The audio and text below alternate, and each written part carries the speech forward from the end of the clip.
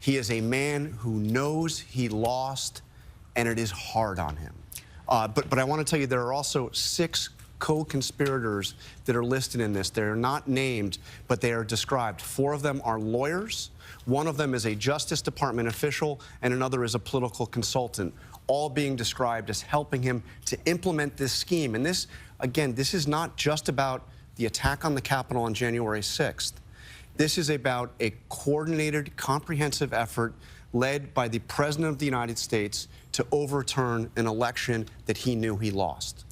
Let me just take this one step further, Dan, and then I'll bring it to you, because Jack Smith lays this out very carefully. I had mentioned that in this indictment, he says the defendant knew that these claims were false, but the defendant repeatedly and widely disseminated them anyway to make his knowingly false claims appear legitimate, create an intense national atmosphere of mistrust and anger, and erode public faith in the administration of the election, Dan. David, I was just going to say, the indictment goes state by state and basically talks about exactly what Donald Trump did and said, because that's the key, right? I mean, you can make an allegation about the fake electors, right, and say these people, for example, some of them have been charged in Michigan for their conduct, but you still have to show Donald Trump's role in this, that he knew what he was doing and that he was actually taking actions in connection with this. And the indictment goes through point by point about the calls he was making, calling the leaders in Arizona, calling leaders in Michigan, et cetera. And that's the key here, is to be looking for Donald Trump himself's actions, not just the broader. We've known for a long time about the issue of these electors. The question's always been exactly what did Donald Trump do? They said, they actually make the point, though, in this indictment, and I want to add here, that the defendant, Donald Trump, had a right, like every American, to speak publicly about the election and even to claim that there had been outcome determinative fraud during the election that he had won. He can claim that, they say. He's entitled to formally challenge the results of the election lawfully through appropriate means. But they go on to say, indeed, in many cases, the defendant did pursue these methods, I should say, of contesting the election results.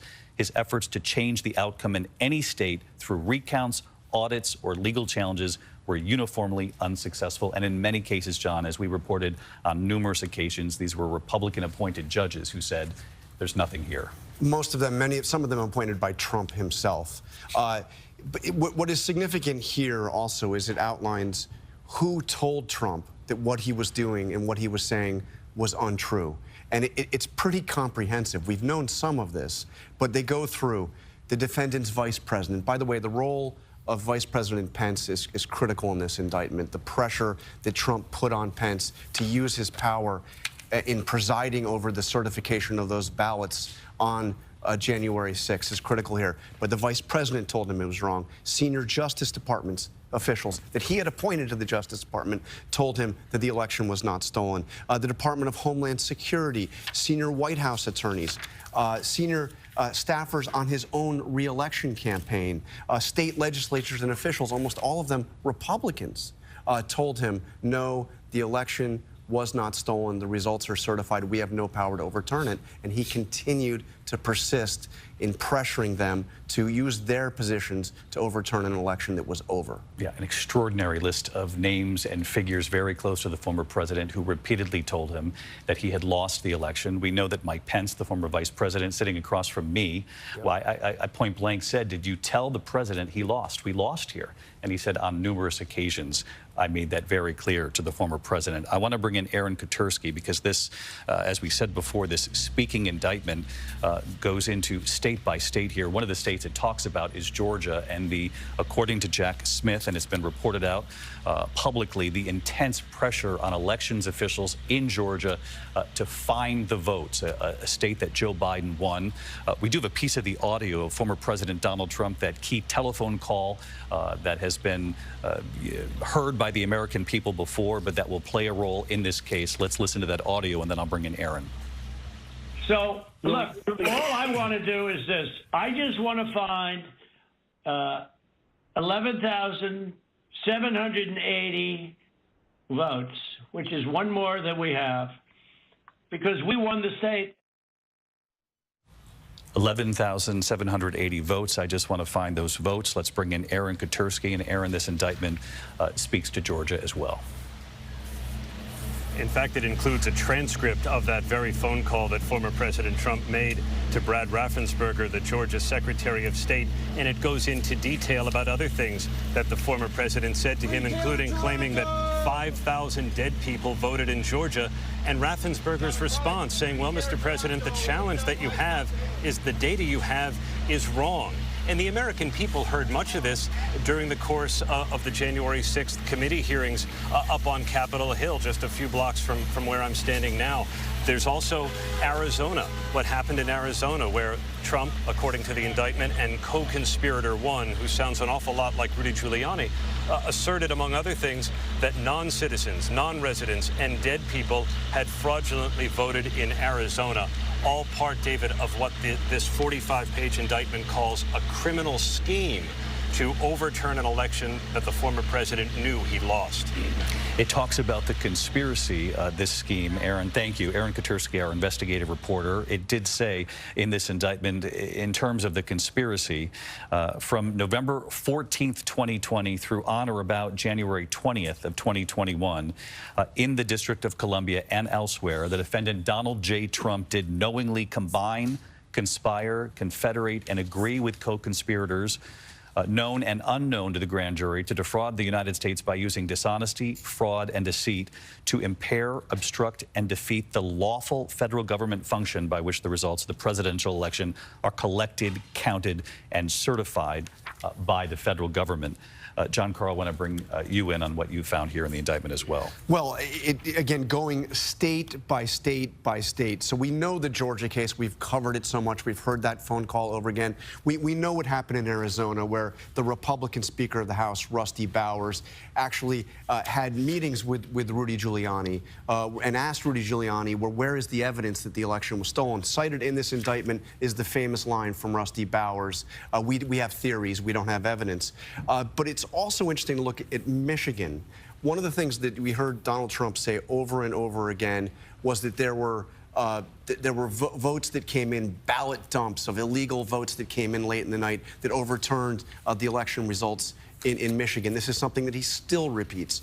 And it points out that the Attorney General at the time, Bill Barr, told one of the co-defendants in this case and Trump himself in a very famous meeting, no, there was nothing irregular about what happened with how the votes came in Michigan. So it goes over, frankly, David, a lot of material that we've heard before. I mean, much of this played out in the January 6th committee. Much of this has been reported out. You know, we've done a lot of it here on ABC News. But it is bringing together the evidence that Trump not only was lying about what happened in these states, but that he knew he was lying because he had been told by people who were very close to him, who had investigated in it, his allegations, and told him that they were not true.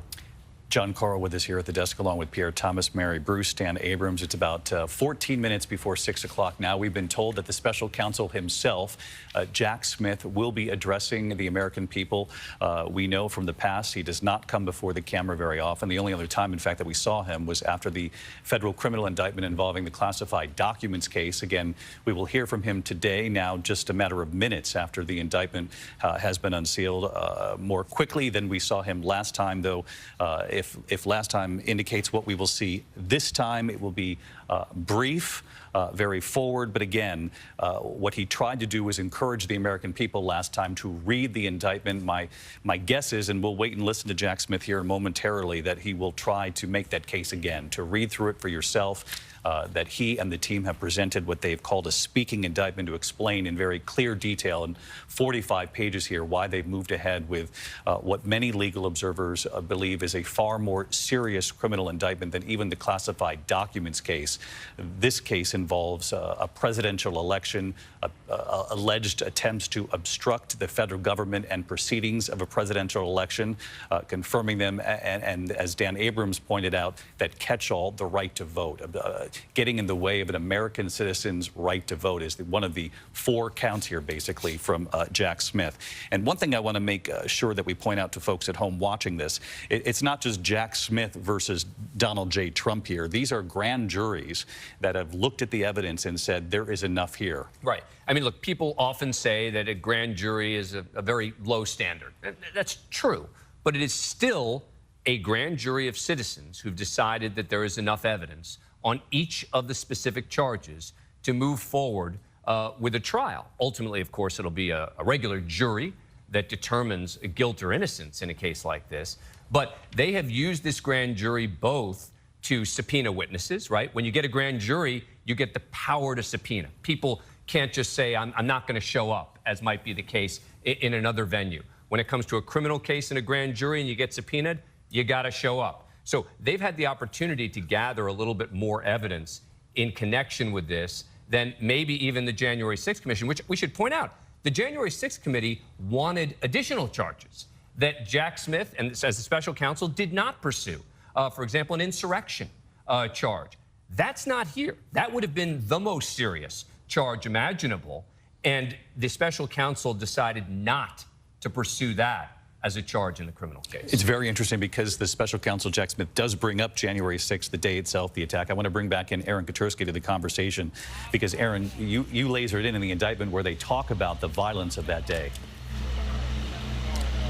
In fact, the special counsel's indictment says that former President Trump exploited the violence and the chaos at the U.S. Capitol on January 6th. And the indictment begins this section talking about his speech at the Ellipse before all that chaos broke out, quoting him directly, David, where he says, we fight like hell, and if you don't fight like hell, you're not going to have a country anymore. And it goes on to list the former president's actions that day as people were breaking through barriers that were cordoning off the Capitol grounds, advancing on the building, violently attacking law enforcement officers, and taking aim, the indictment does, David, at the former president's decision not to try and stop it. And in this particular section, former President Trump joins more than 1,000 other defendants who have been directly charged for various crimes because of their role on January 6th in breaking into the Capitol, in ransacking the building, in attacking some of the police officers. And for a long time, there were questions about the person who may have fomented all of this. Was he ever going to be charged? And now special counsel Jack Smith in this indictment has provided an answer, even though a specific insurrection charge is not there. Fascinating. Aaron Katersky with us. The references to what played out on January 6th, although the actual charge of inciting an insurrection is not part of this count. This is something that the January 6th committee, you heard an awful lot from them about the potential to charge on that. Jack Smith deciding not to, though obviously as part of this indictment against the president goes into what played out on January 6th. A big question going into today involving this federal criminal indictment. This is something that the former president had suggested was coming and soon himself after that target letter several days back. Jack Smith and his team characteristically very quiet in recent days, though now we have the indictment. And a question about this impending indictment would be whether or not they would directly connect the former president to any of this scheme involving fake electors, to put fake electors in place from key battleground states around the country and send them to Washington instead to try to overturn the election, to keep the White House for Donald Trump. And John Carl, you have found part of the indictment where they connected to Donald Trump. Directly to Trump. And the reason why this is really important here, Smith outlines that, you know, every state sent certified electors to Congress to be counted. They organized this scheme to send alternative electors that claimed Trump had won in these states. And Smith points out this was to create a controversy at the certification proceeding January 6th and position the vice president presiding as the president of the Senate of that proceeding to supplant legitimate electors with the defendant's fake electors and to certify an election the opposite way. So what this says is that this scheme began by one of the co-defendants who contacted the chief of staff, that would be Mark Meadows, and Mark Meadows said, okay, we'll get on this. And then Trump heard about it, was very interested in this, and convened a call between Donald Trump and the chairwoman of the Republican National Committee, Ronna McDaniel. And what it says is the defendant and co-conspirator called the chairwoman, Republican National Committee, to ensure the plan was in motion. During the call, the co-conspirator told the chairwoman that it was important that the RNC help the defendant's campaign gather these fake electors in the targeted states and falsely represented to her that the electors' votes would only be used in litigation. So they kind of fooled the chairwoman of the RNC as to why they wanted to do it. But Trump is on this call and directly involved in pursuing this scheme. And again, that's significant because there were a lot of questions about whether or not Donald Trump would be directly linked to any part of this strategy. We've seen the fake certificates. We knew that some members of his legal team were involved in gathering those names, but we hadn't seen Donald Trump directly tied to this, and this puts him right at the heart of it. Again, we're about 5 to 6 minutes away from hearing from Jack Smith, the special counsel in this case. I want to bring back in Pierre Thomas.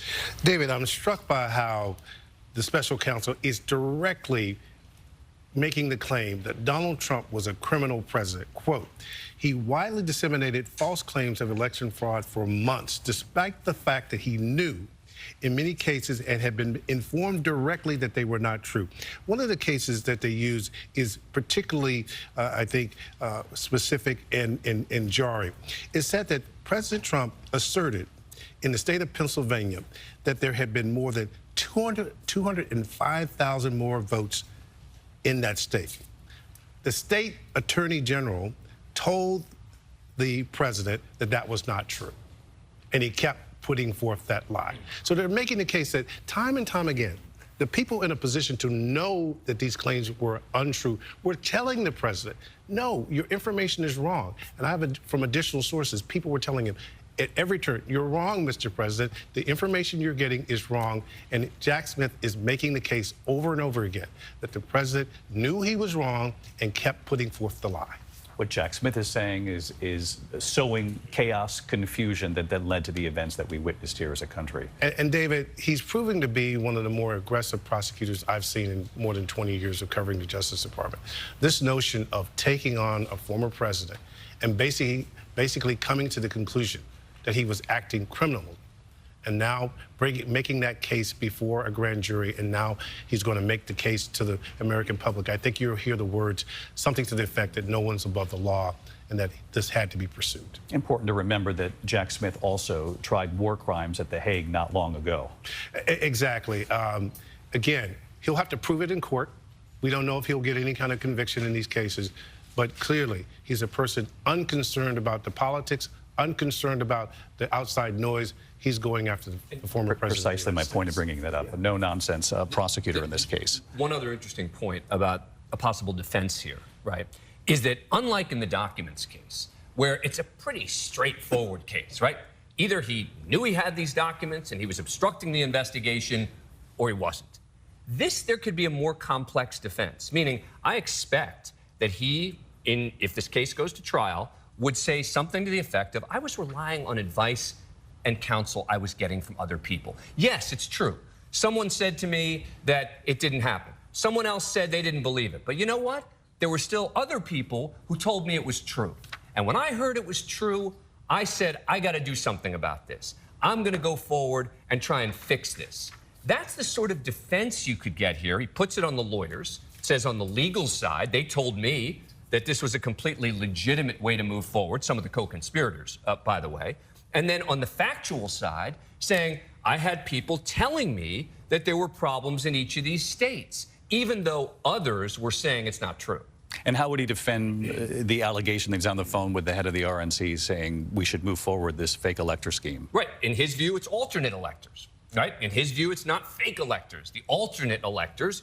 Look, and by the way, in some of the states, they didn't go as far as in others. In some of the states, they actually had language in their documents that said, in the event that there is a dispute, when the electors are being certified, then we are the alternate electors. That's not really as big a legal problem as saying we are the electors. We are the legitimate electors.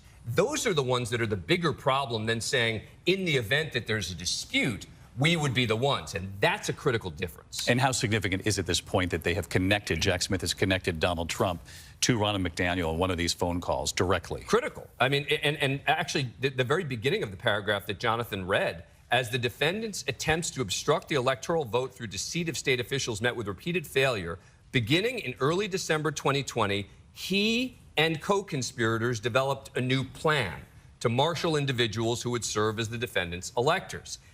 He and others, right? So he's part of the plan here. And that's the critical point. That's why Jonathan is right, that the thing I was looking for was how are they going to specifically link Donald Trump and the call with the RNC, the specific calls that he's making, some of which we knew about, to state officials. Those become critical pieces of evidence. And he's constantly being asked, he's asking to be updated on the progress of the plan of getting these fake electors together. And at one point, they're asking a campaign official to put out a statement about it. And the campaign official is saying, oh, you know, how am I going to do this? This is illegal electors. So clearly people on his team knew that this was not only not true, but illegal.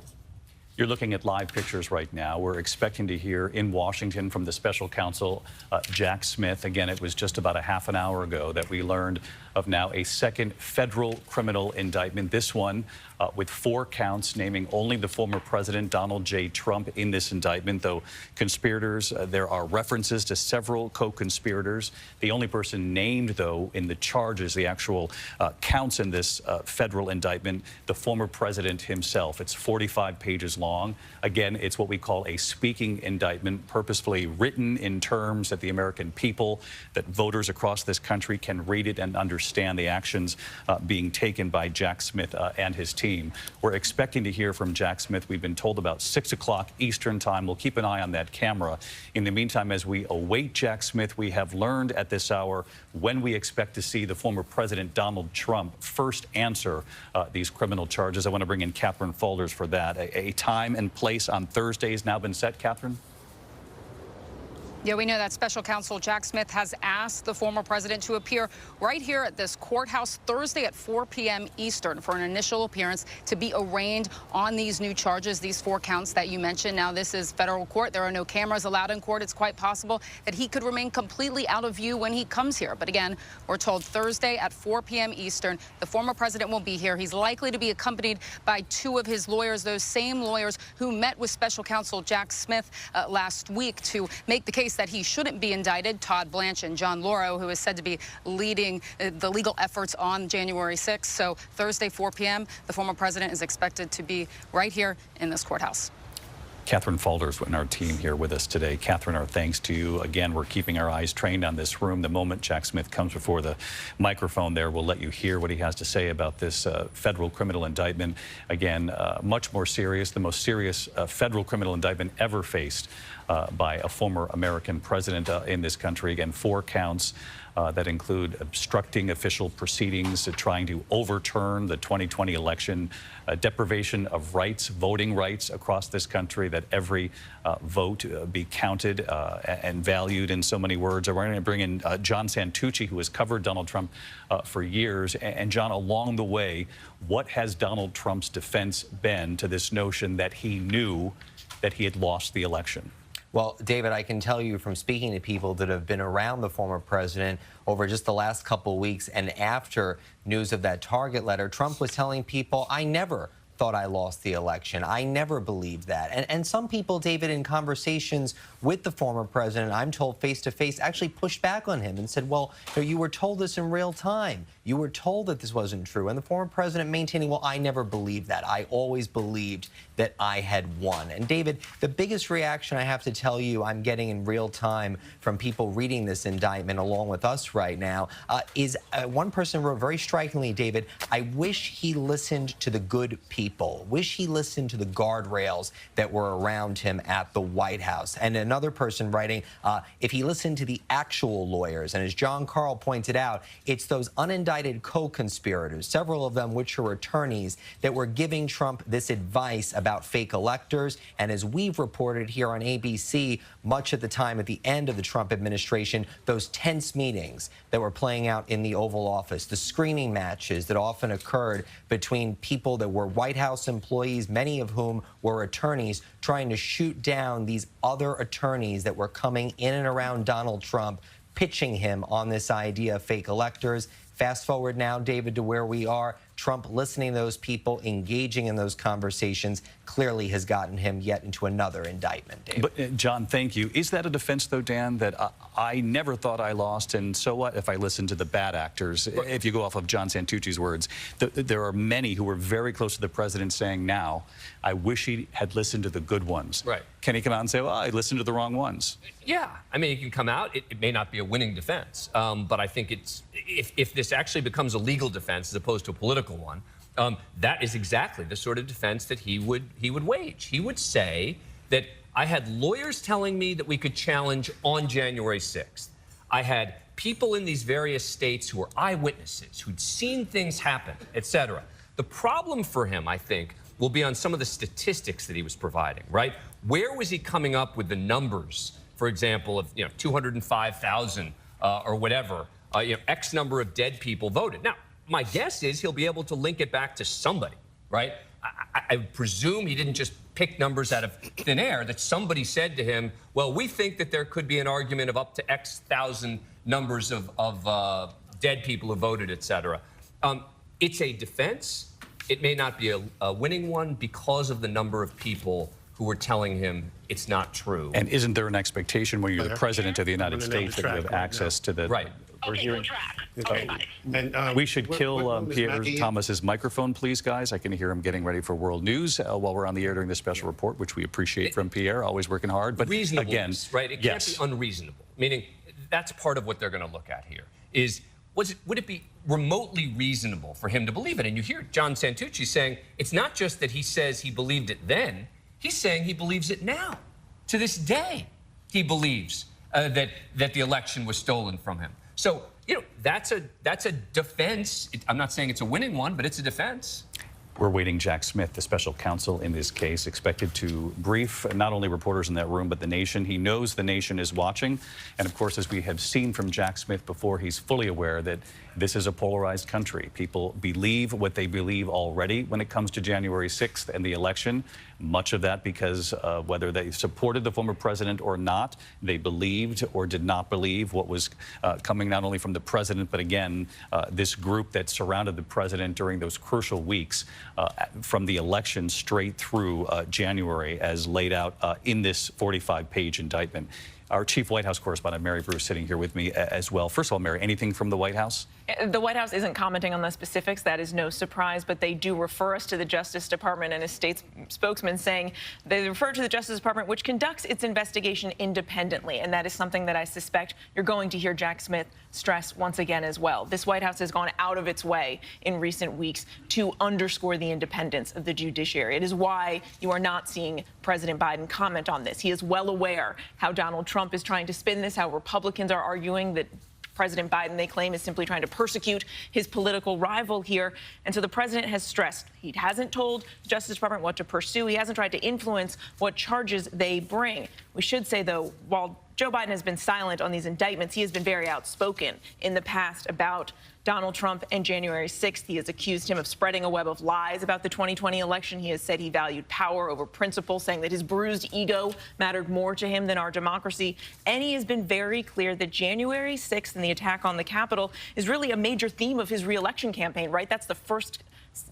clip of video that you see in that re-election video that President Biden put out. And David, we know that the president feels very strongly that those who are responsible for this have to be held accountable. President Biden telling you that accountability is necessary no matter where it goes, even if it extends to the former president. And we knew exactly what he meant when we asked that question of the president. In the meantime, Merrick Garland, the Attorney General, took this step of naming a special counsel because the former president announced to the country that he was running for re-election. And that is when Merrick Garland said, this is underway. We have to get as far away from this as possible in naming a special counsel. Yeah, and they thought that that would put some distance, right, between these and prevent some of these political attacks. That has not happened, of course. This has now become the centerpiece, the cornerstone of Donald Trump's re-election campaign. In fact, he's already fundraising off of the news that we learned, just moments ago.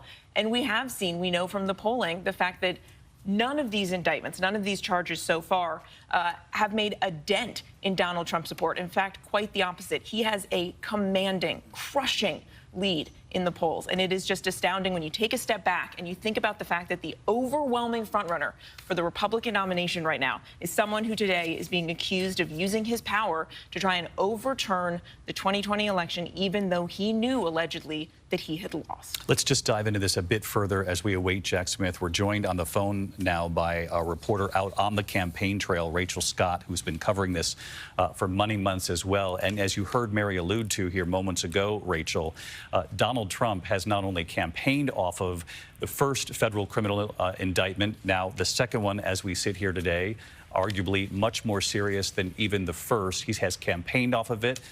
And he has built his lead, a much more commanding lead than just several weeks back on the Republican side. The closest candidate behind him, Ron DeSantis, now trailing in many cases by up to 40 points or so. David, make no mistake about it. Trump's legal defense is now the cornerstone of his campaign. I was just out on the campaign trail with him in Iowa and Pennsylvania. He was talking about railing against these indictments on the campaign trail to voters, and his rivals are hesitant to go after him. You mentioned Florida Governor Ron DeSantis. He's his biggest challenger so far. I asked him a few weeks ago if the former president bears any responsibility for what happened on January 6th. He said that Trump could have acted more forcefully that day, but he also believes that the Justice Department is being weaponized. Even Trump's own former Vice President Mike Pence, who called his actions reckless on January 6th, he told you that he felt like the former president not only put his life in danger, but his family's life in danger. He said that he hoped that Trump would not be indicted again. So what we are seeing out on the campaign trail is all of these candidates continue to walk a very fine line when it comes to the former president, because there's a clear concern here that they're going to turn away the very voters that they need in order to win the Republican nomination, David. Rachel Scott with us here. Rachel, thank you. On this gulf now between Donald Trump and all of the other Republican candidates, leading Ron DeSantis by about 37 points on the Republican side. And again, just today, the New York Times Siena poll that looked at the entire general election matchup, if it were held today between Donald Trump and Joe Biden, a dead heat in this country, 43-43, obviously with full knowledge of the first federal criminal indictment. These numbers obviously don't take into account the news as it's unfolding here today. And also, a big part of this story in the New York Times reporting today are the number of people who are disinterested in both candidates and who did not want to say they would really vote for either one. A deep dive goes into their feelings about both of these candidates and how strongly they feel. But again, right now in this country, as you see, this is not Jack Smith. We've been given a 2-minute warning, which is something they often do. They check the microphone and let reporters know. Let's bring in Aaron Katersky really quickly, who's pouring through the indictment as well. This is a relationship that we have reported on in great detail here on World News Tonight, that between the former president and Mike Pence, and there's a point in the indictment where it's clear that the former president has told Mike Pence, "You're too honest." It's a stunning moment when former President Trump called the vice president and berated him, David, the indictment says, because he learned that Pence had opposed a lawsuit seeking a judicial decision that at the certification, the vice president had the authority to reject what was going on Capitol Hill. Pence, we know, has said he did not have that authority, disagreed with President Trump, was berated for it, the special counsel says. Trump telling him, "You're too honest." And while this is not called out for a specific criminal charge, that it is even part of the whole tally of criminal charges is really quite stunning. And of course, we know the calls that echoed here on Capitol Hill on January 6th, hang Mike Pence. Aaron Katersky live in Washington for us, our investigative reporter. Aaron, thank you. We do have breaking news coming in right now as we await Jack Smith, the special counsel. ABC News has just learned that former President Trump's case has been assigned now to D.C. District Judge Tanya Chutkan. According to the court docket, Chutkan is an appointee of former President Obama. She has previously been profiled for handing out some of the most severe sentences for rioters involved in the January 6th assault on the Capitol. She also previously rejected an effort by Donald Trump to try to block the release of documents to the House committee investigating the January 6th Capitol riot. This is interesting, and I had asked Dan before we came on the air today how judges are selected. We know it's at random. In some cases, they're selected by a wheel, but we believe there's some sort of automated system that selects these judges. Correct. So all of the judges in the D.C. circuit, and I think there are about 13 full-time, and then there are a bunch who are senior judges. Yeah. can go into effectively what's a random wheel. And they get picked randomly in terms of who the judge becomes. We talked about this before. There are 4 of the 13 were nominated by Republicans, 9 nominated by Democrats. Now, the judge's role here becomes critical in timing. We'll talk more about the judge in just a moment. First, Jack Smith, the special counsel in this case. This is the second time now coming before the American people. Let's listen. Good evening. Today, an indictment was unsealed, charging Donald J. Trump with conspiring to defraud the United States, conspiring to disenfranchise voters, and conspiring and attempting to obstruct an official proceeding. The indictment was issued by a grand jury of citizens here in the District of Columbia, and it sets forth the crimes charged in detail. I encourage everyone to read it in full. The attack on our nation's capital on January 6th, 2021, was an unprecedented assault on the seat of American democracy. As described in the indictment, it was fueled by lies. Lies by the defendant targeted at obstructing a bedrock function of the U.S. government, the nation's process of collecting, counting, and certifying the results of the presidential election. The men and women of law enforcement who defended the U.S. Capitol on January 6th are heroes. They are patriots and they are the very best of us. They did not just defend a building or the people sheltering in it. They put their lives on the line to defend who we are as a country and as a people. They defended the very institutions and principles that define the United States. Since the attack on our Capitol, the Department of Justice has remained committed to ensuring accountability for those criminally responsible for what happened that day. This case is brought consistent with that commitment, and our investigation of other individuals continues. In this case, my office will seek a speedy trial so that our evidence can be tested in court and judged by a jury of citizens. In the meantime, I must emphasize that the indictment is only an allegation and that the defendant must be presumed innocent until proven guilty beyond a reasonable doubt in a court of law. I would like to thank the members of the Federal Bureau of Investigation who are working on this investigation with my office, as well as the many career prosecutors and law enforcement agents from around the country who have worked on previous January 6th investigations. These women and men are public servants of the very highest order, and it is a privilege to work alongside them. Thank you. Why didn't you charge any of the other co-conspirators? We'll keep the microphone open there for questions from reporters, though not a surprise that Jack Smith is not answering any of those questions as he leaves the podium. He was very short in addressing the American people, again, inviting American voters across this country to read this 45-page indictment. As he did last time, he said the defendant must be presumed innocent until proven guilty. But he did start by saying this was a defendant who was fueled by lies, and he spread those lies across the nation. It heavily affected this nation's process for collecting and counting votes in America. He talked about the men and women who were defending the Capitol on January 6th. He called them heroes, in his words. He said we will seek a speedy trial with a fair jury, and that brings up the question, Dan Abrams, for those watching at home, how this could potentially, and none of us really know the full answer to this, affect the presidential election on its way. But is there a scenario where both of these cases are tried and finished before the election?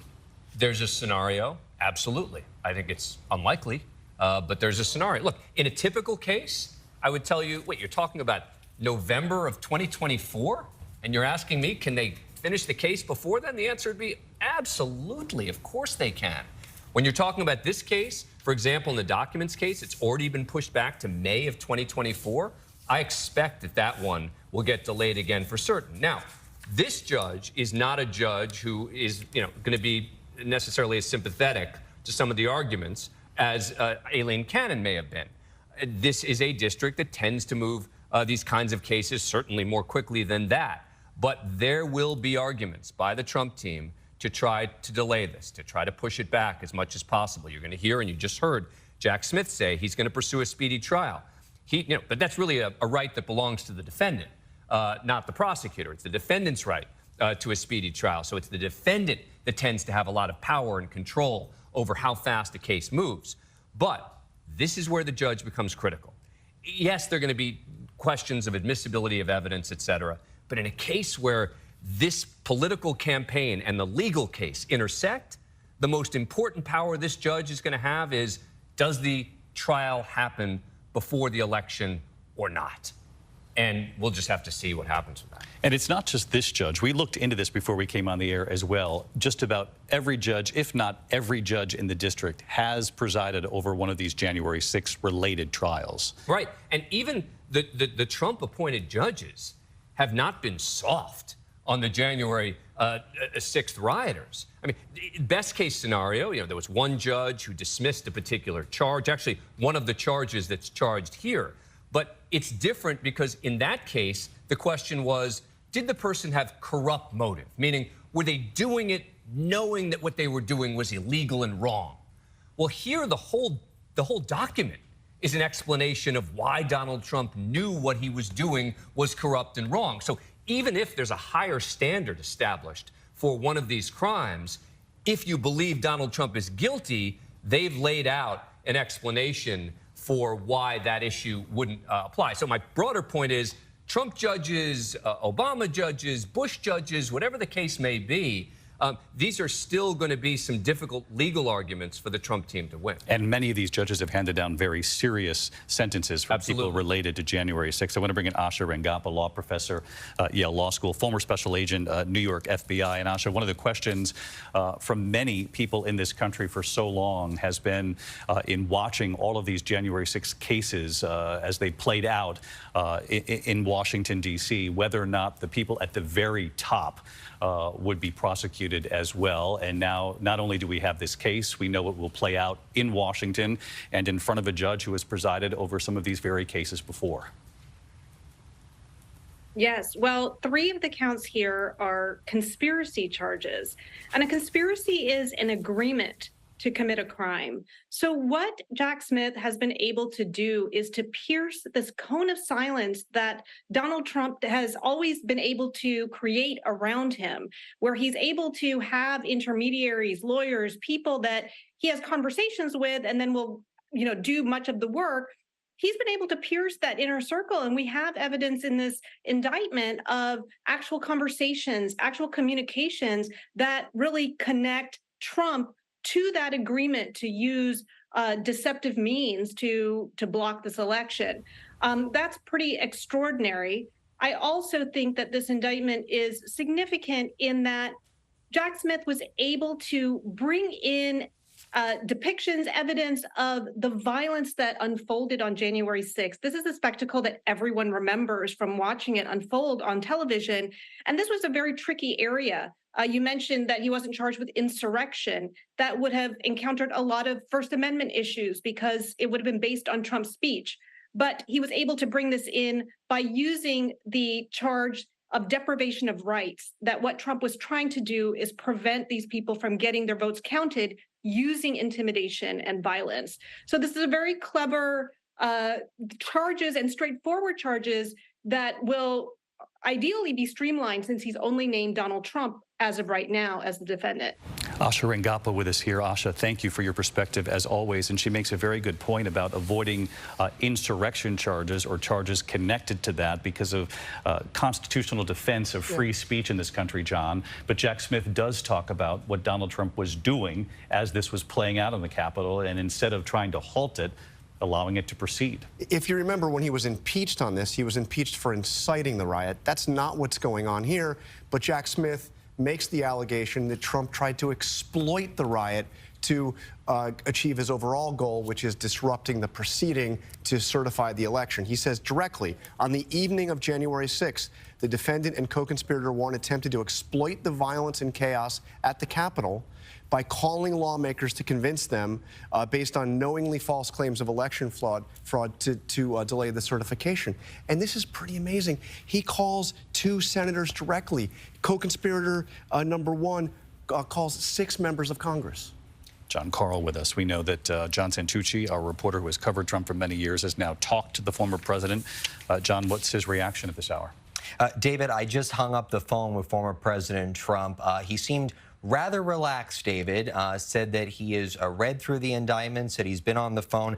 David, the words he used in speaking to me, he said it's pile on from special counsel Jack Smith. More charges. I asked him, David, did you expect this? Were you prepared for this? And he said, again, it's election interference. It's another effort by the Democrats. This is Donald Trump, David, to ABC News. Another effort by the Democrats to attack the 2024 election. And he said, David, that it's just going to keep going on. And I questioned him on that. And I said, what does that mean, Mr. President? And he said, just more charges, more charges. He then maintained, David, that he believes he is leading in the polls and that he is going to go on to, again, this is former President Trump, he believes that he will defeat Joe Biden. I then said, what's your overall word for everything that has been the last couple months with these indictments, David? Donald Trump telling me ridiculous. I do want to ask you, John, though, because you were on the air with us just about a week ago when the target letter was made public. And at the time, our team was reporting that Donald Trump's legal team was somewhat surprised by that target letter, that they thought that perhaps they would be able to avoid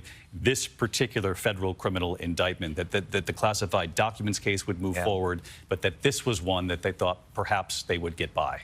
Yeah, David, and I had heard that in real time, too. And Donald Trump, I'm told, at that time, that's 2 Sundays ago, David, was stunned by it. And at this rate, David, I think Donald Trump, from what I hear and from just speaking to him right now, his voice sounded like someone almost resigned to it. I've spoken to the former president, as you know, David, many times over nearly 10 years of covering him now. Didn't sound angry, didn't sound excited, sounded as if he was just sitting back and swiped the phone and answered when we just spoke a moment ago.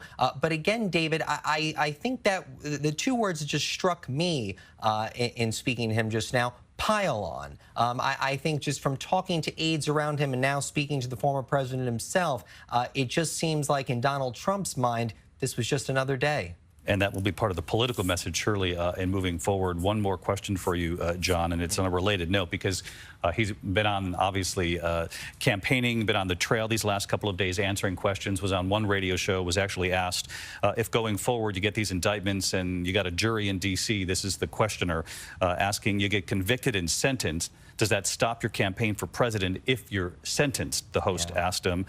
He replied, not at all. There's nothing in the Constitution that says it could stop me. Not at all. Yeah, and David, I think right there in his response to me when I just hung up with him, he seemed full steam ahead, maintaining again, talking about the polls, saying we're going to keep on going forward. And as Rachel Scott noted with you earlier, David, Donald Trump out on the campaign trail this weekend, again, hammering that fact. He's going to keep charging ahead, keep moving forward. And look, we don't even have to take Donald Trump's words for it. You mentioned earlier that New York Times Siena poll, it just came out in the last couple of days. He is doing well at the moment, David, but obviously another indictment is something that Donald Trump and his aides don't take lightly. Well, and they shouldn't. It's an extraordinary moment in American history, and we shouldn't gloss over it for sure. John Santucci, our thanks to you. I want to bring in our Chief Global Affairs Correspondent, Martha Raddatz, who was there at the Capitol on January 6th. And Martha, you could hear really in Jack Smith's voice there as he presented his short statement to the American people, the weight of this, though trying to distance himself from the politics of it all, say presumed innocent until proven guilty, but asked the American people to read this. And to remember January 6th, and saying that the men and women in law enforcement were heroes that day, and indeed they were. And what the American people also need to think about is the effect that day had on them. You've talked to them before, David, and interviewed them, and the wounds, the injuries, the looking back on that day, they will never be the same.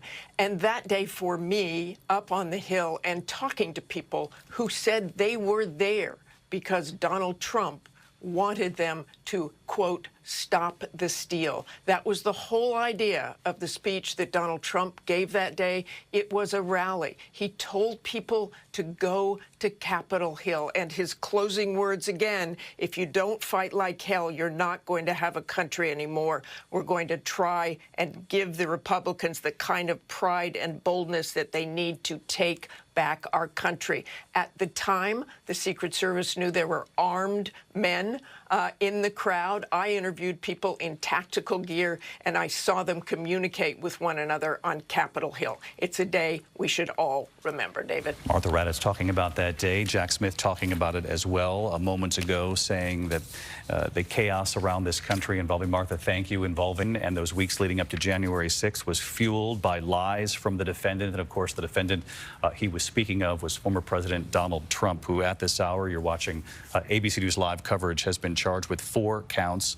This is the second federal criminal indictment of the former president.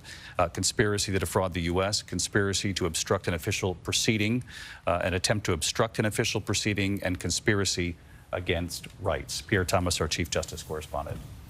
Again, this case is one that the Justice Department will probably consider one of the biggest and most important cases in its history.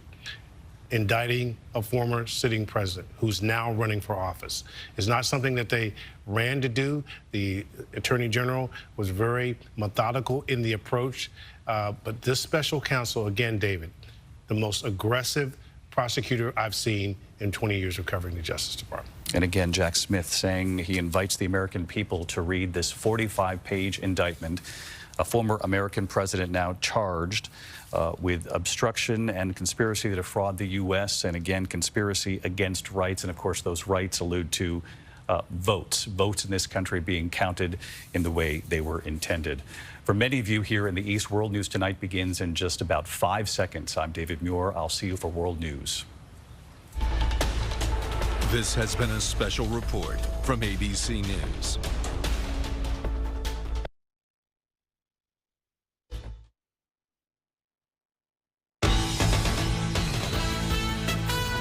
From ABC News World Headquarters in New York, this is World News Tonight with David Muir.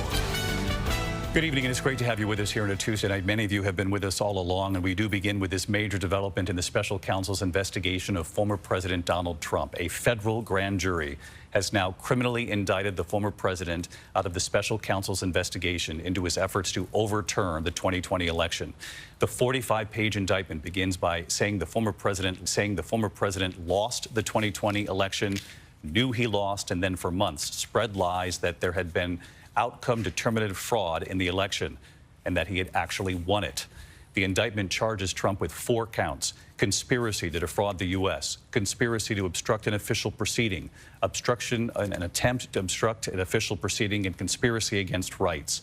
The indictment laying out a detailed timeline and state-by-state efforts to appoint illegal electors and influence local officials to change the outcome in their states. And it also lists 6 unnamed co-conspirators. The indictment alleges Trump attempted to enlist Vice President Mike Pence to obstruct the certification of the election results, and that the violent attack on the Capitol on January 6th was fueled by lies, and as you heard Jack Smith say right here moments ago, lies by the defendant. Special counsel Jack Smith making that rare appearance before the cameras, calling the attack on our nation's Capitol on January 6th an unprecedented assault on the seat of American democracy. The former president has been asked to appear in federal court Thursday at 4 p.m. to be arraigned on these charges. Our team standing by, including our reporter who just talked with the former president. His reaction here in a moment. But we begin with our Chief Justice correspondent, Pierre Thomas, tonight. Tonight, Donald Trump, former president of the United States, indicted for allegedly trying to subvert democracy and overturn the will of American voters in the 2020 election because he was determined to remain in power. Today, an indictment was unsealed, charging Donald J. Trump with conspiring to defraud the United States, conspiring to disenfranchise voters, and conspiring and attempting to obstruct an official proceeding. Trump informed of the sweeping indictment just before it was unsealed. The charges outlined in the sweeping indictment. Prosecutors say Trump spread lies that there had been outcome determinative fraud in the election and that he had actually won. these claims were false, and the defendant knew they were false. Still, they say Trump worked to create an intense national atmosphere of mistrust and anger and erode public faith in the administration of the election. The indictment going methodically, state by state, accusing Trump and his unnamed co-conspirators of creating fraudulent slates of electors in 7 states, of trying to compel the Justice Department to sham election crime investigation,